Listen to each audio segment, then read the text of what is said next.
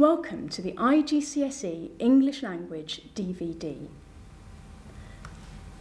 So why should you do an English iGCSE? Well, let's look at the big picture. The third Thursday in August is the date where you'll get your results. So whatever you do this day will make a difference forever. So as your teachers, we want to challenge you to do your best. But in challenging you, we will always support you. Because on that third Thursday in August, we want you to turn up to school not being worried, being happy, in fact, being utterly delighted. We only want the very best for you. We want the gold standard. And in terms of education, that means you want to leave school with 5 GCSEs, A star to C, including maths and English.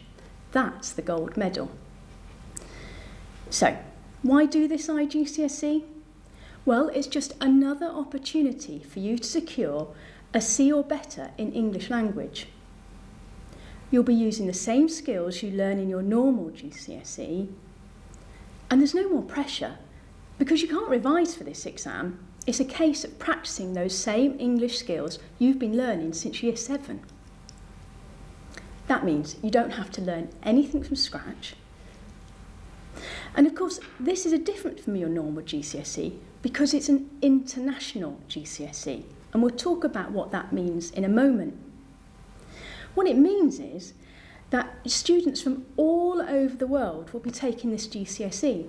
So you'll actually be taking the same GCSE as people in Australia or Africa or America, anywhere in the world. So the exam's quite interesting because it's got this international flavour. And finally, why do it?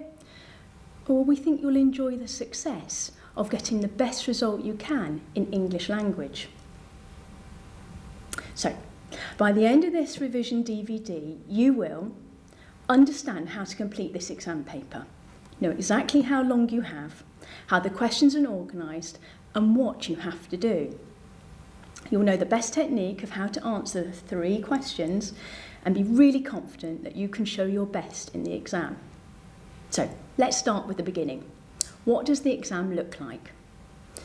Well, you've got 2 hours to read 2 passages that you have not read before and answer just 3 questions. Well, that's great news. You'll definitely be able to do that. The even better news is that those 3 questions, they're nearly always the same. So you've got 2 hours, which is quite a long time to answer just 3 questions, and we can prepare you for those 3 questions because we already know what they're going to be. Okay, well, let's look at these 3 questions. The first question is something called directed writing. The second is about writer's effect. And the third is about summarising lots of information. Okay, let's look at that directed writing question. A directed writing is when the examiner asks you to write something. That might be a letter or an interview or a journal entry or a report using the information you will have read in the paper. What the question is really asking you to do is the examiner is asking you to show them that you understand what you have read. Here's an example. This is an extract by An Evil Cradling by a man called Brian Keenan. Brian was kidnapped one morning on his way to work. He was a lecturer at the University of Beirut, and it was 4.5 years before he was released. In this extract, he describes the prison cell where he was kept.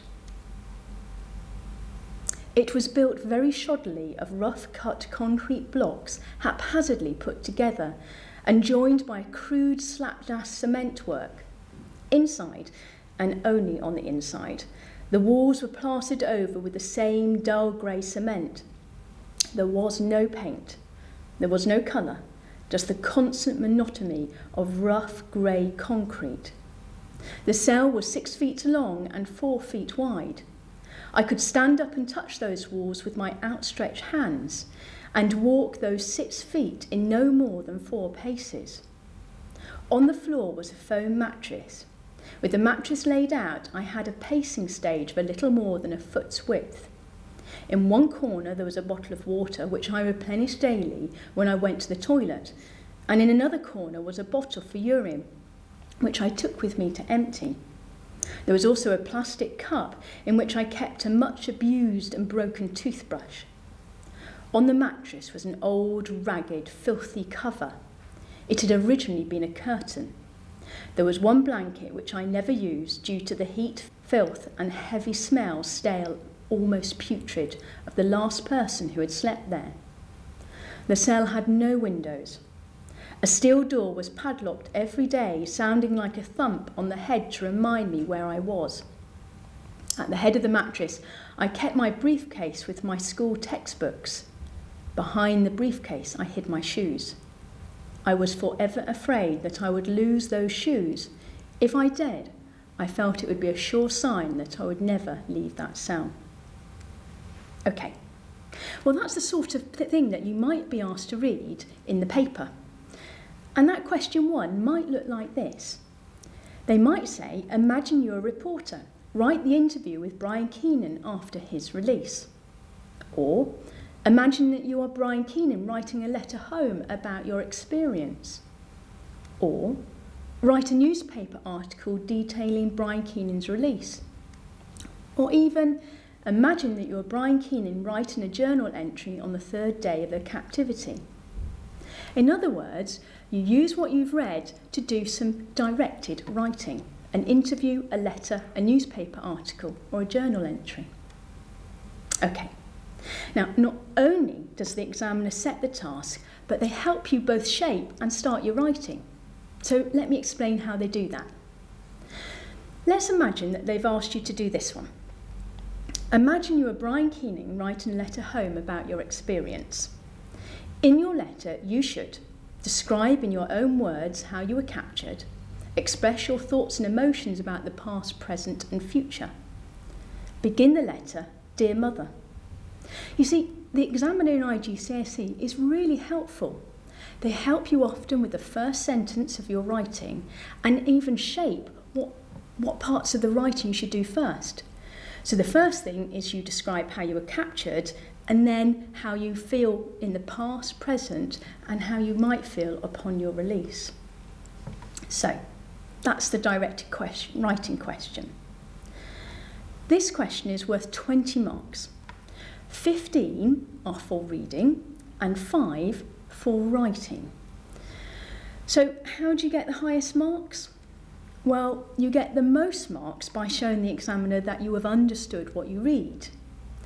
The 5 marks are for the quality of your writing, which means that spelling, punctuation and grammar are important, but I've got to tell you, they always will be in life.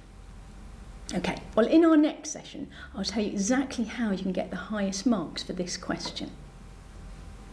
But let's move on to the second type of question. This is something called writer's effect. Well, writer's effect is asking you why a writer has chosen a particular word or a way of saying things to affect you as the reader. To help you, the examiner is not asking you to read the whole passage you've read, but just 2 particular paragraphs. Here's an example.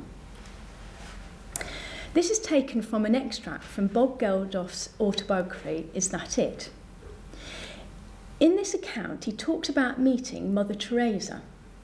This is what he says. We were sitting in the departure lounge when Mother Teresa came in with several other nuns, all wearing the white habits with the blue borders of the Sister of Charity. She was astonishingly tiny. When I went to greet her, I found that I towered more than 2 feet above her. She was a battered, wizened woman, and the thing that struck me most forcibly were her feet. Her habit was clean and well cared for, but her sandals were beaten up pieces of leather from which her feet protruded, gnarled and misshapen as old tree roots. Well, the classic question for this part of the exam will be something like this. Reread the description of Mother Teresa. Select words and phrases from the description and explain how the writers created effects using this language. Well, what do you have to do for this question? Well, you have to pee. And you know all about peeing. You're going to do it in a table. So your table will look like this: point, evidence, and explain. Well, if I was using this text, what would it look like? Well, it would look something like this.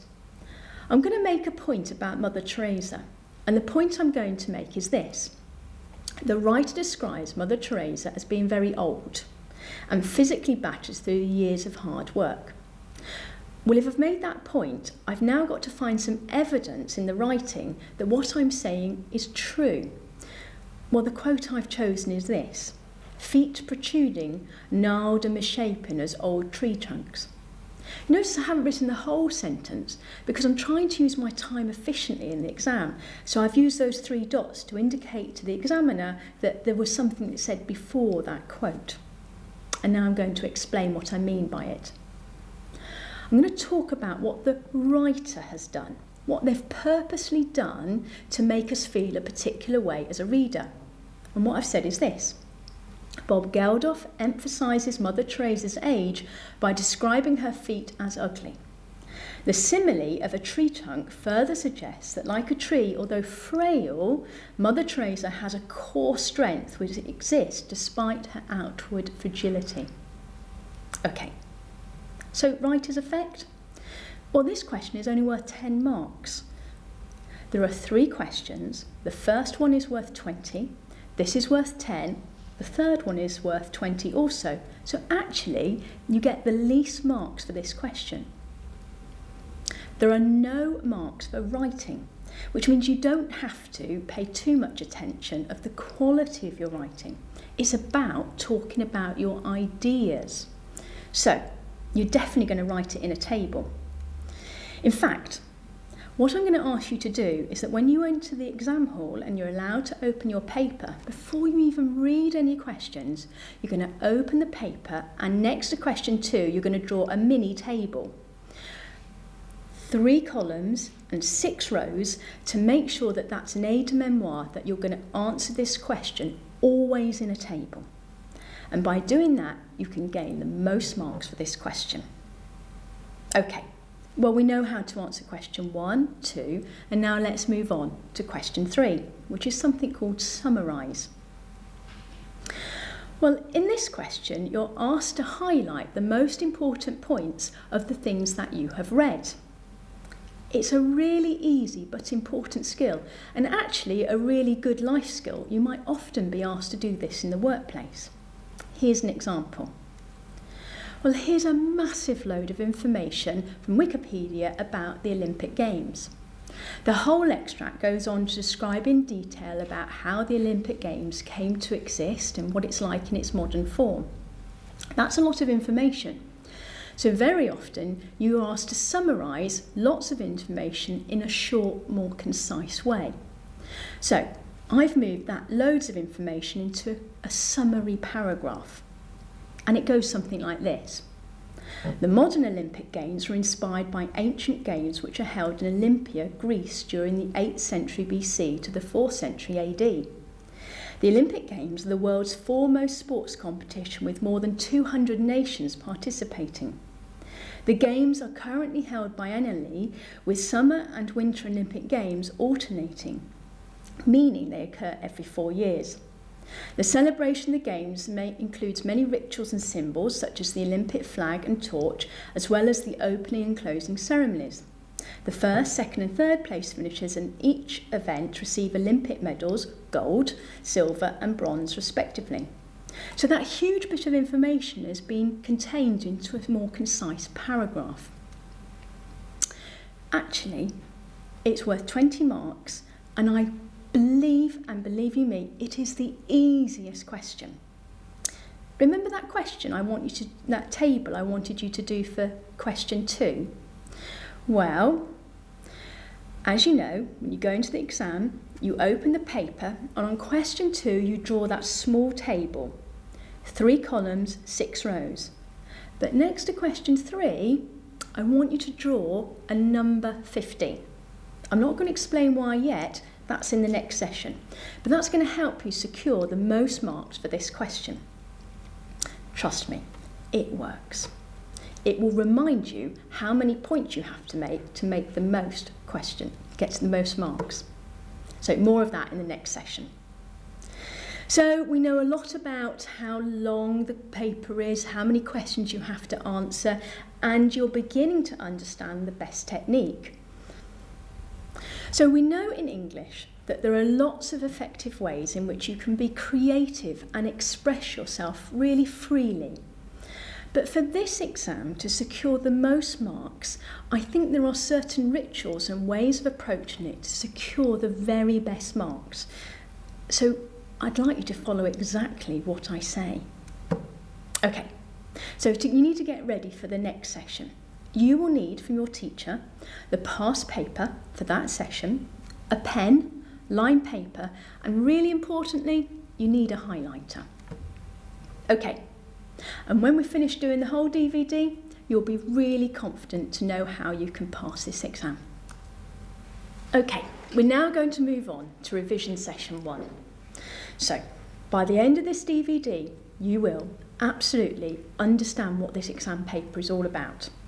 And we've covered how long it is, what it looks like, and what you have to do in it. So in this session, we're going to really concentrate on what is the best technique for each of those 3 questions. Okay, so you need some things. You need the past paper for session 1, a pen, some line paper, and really importantly, a highlighter. If you've got all those things, we can begin. Okay, let's look at what the exam paper looks like. Now for this technique, I want you to follow a routine at the beginning of your exam. So when the invigilator says that you can open the paper, this is what I want you to do.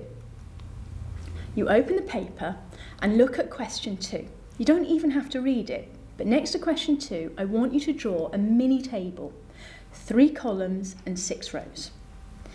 Next to question 3, I want you to draw a big number 15. Then you're going to read question 1 and then passage A. Don't read passage B. You don't actually need to deal with passage B until you get to question 3, so don't read it at the beginning of the exam. So, something for you to do. I want you to practice that routine. Open the paper, next to question 2, draw the table, and next to question 3, draw that big number 15. Okay, well, each exam paper will have 2 passages, A and B, and they're normally connected by some sort of theme. And the paper we're looking at today is about extreme sports. So passage A is about rock climbing and passage B about paintballing. Something for you to do. I want you to carefully read passage A and question 1. You should take about 10 minutes to read it slowly and carefully.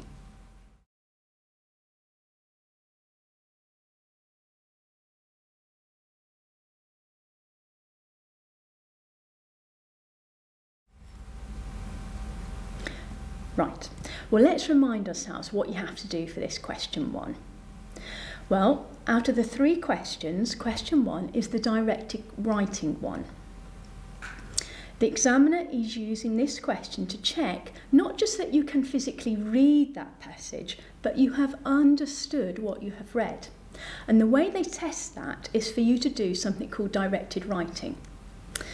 So in this case, they will do the question to check you understood what you've read by asking you to write an interview between people that have featured in the passage. This is the question.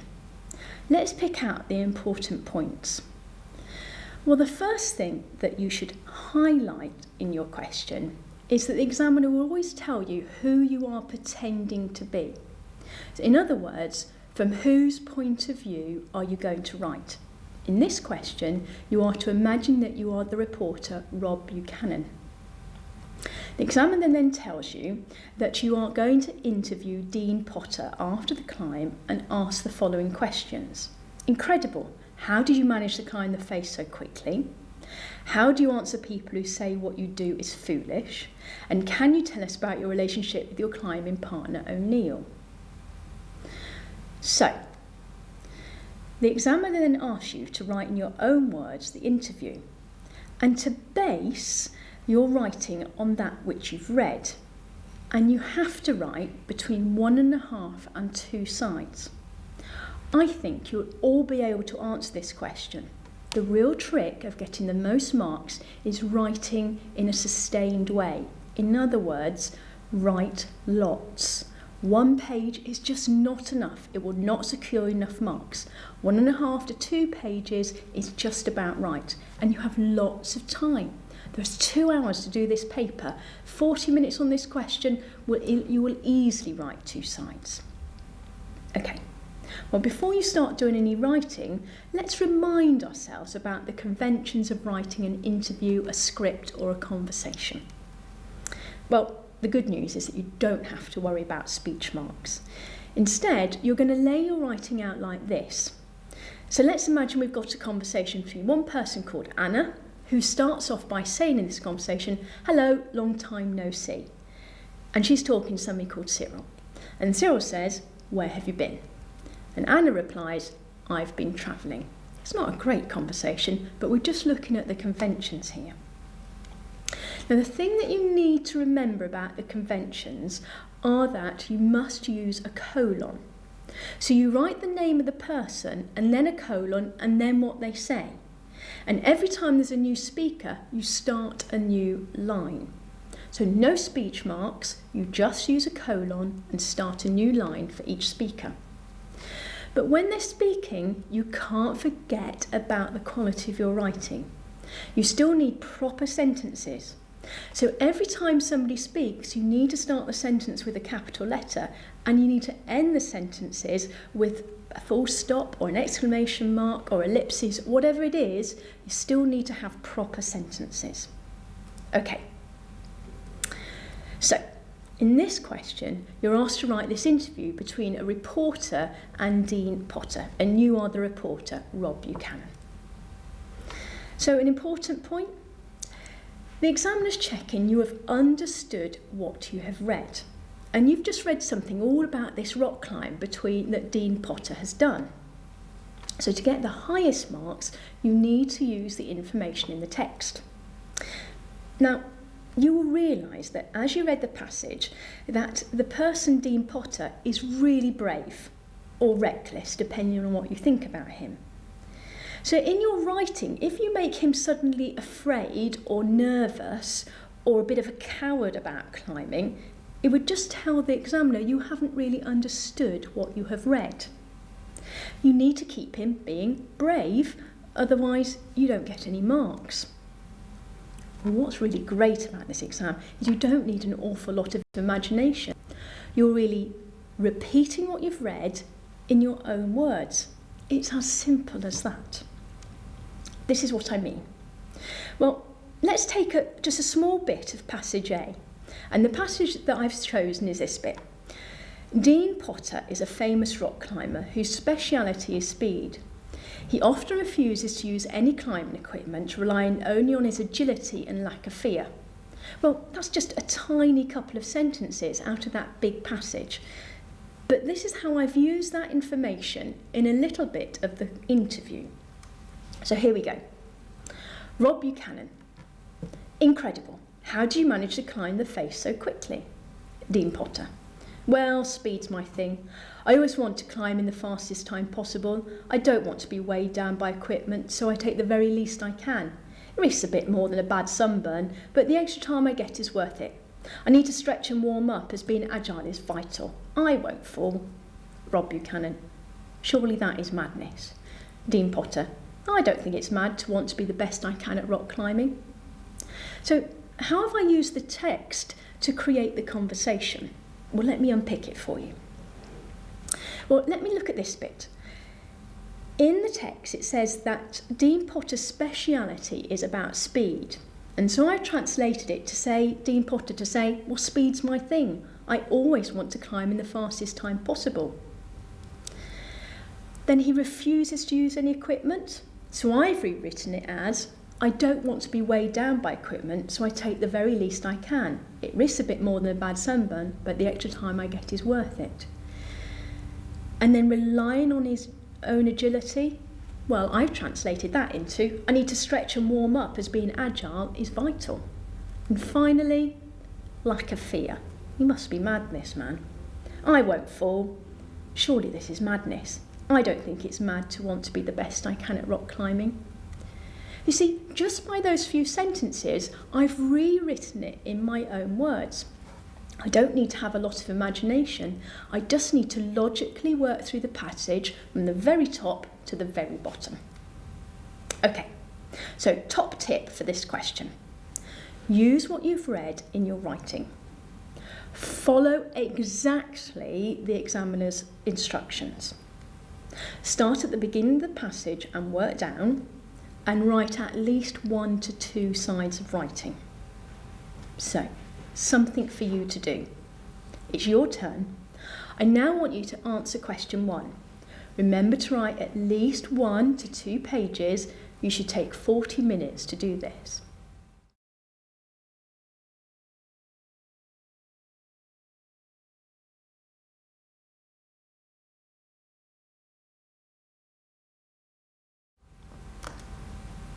Okay, well, we've dealt with question 1 on this paper. Let's deal with question 2, writer's effect. Let's remind ourselves what this question is asking us to do. The examiner is checking that you understand a writer always chooses words and phrases deliberately to affect you as the reader. And it's your job to unpick why the writer has chosen a particular word or a particular phrase and why it was successful or effective. Okay, now the examiner will always help you by taking away a lot of the passage and asking you to concentrate on just 2 paragraphs. In this past paper, you are asked to look at paragraph 3 and paragraph 5. Well, just a hint here. Sometimes in the passage, the very first